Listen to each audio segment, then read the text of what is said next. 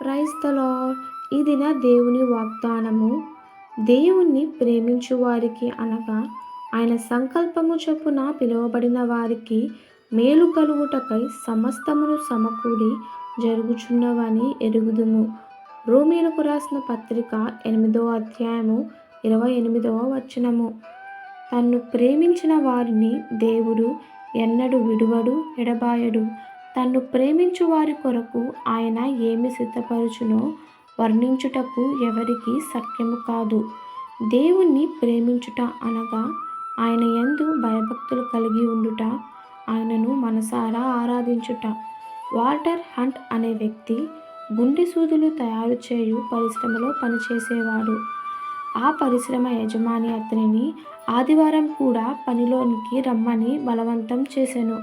ఆదివారం నాడు తను పని చేయనని తన ప్రభువుని ఆరాధించుటకు చర్చికి వెళ్ళవలనని హంట్ గారు నిశ్చయముగా చెప్పెను. అందువలన ఆయన ఉద్యోగం నుంచి తొలగించెను.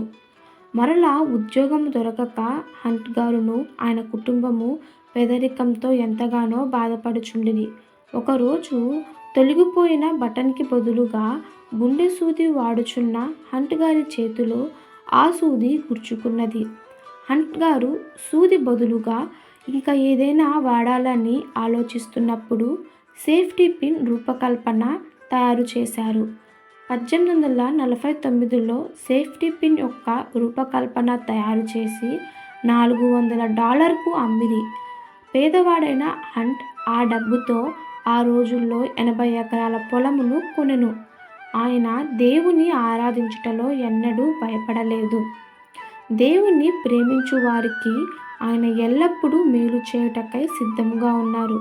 అయితే మనం కూడా ఆయన మేలును అనుభవించాలని, ఆయన యందు భయభక్తులు కలిగి ఉండాలని, మనసారా ఆరాధించాలని ప్రభువు మనల్ని కోరుచున్నారు. ఈ దిన దేవుని వాగ్దానము మనందరి జీవితంలో నెరవేరులాగున ప్రభు కృప మనందరికీ తోడై ఉండునుగాక. ఆమేన్. God bless you.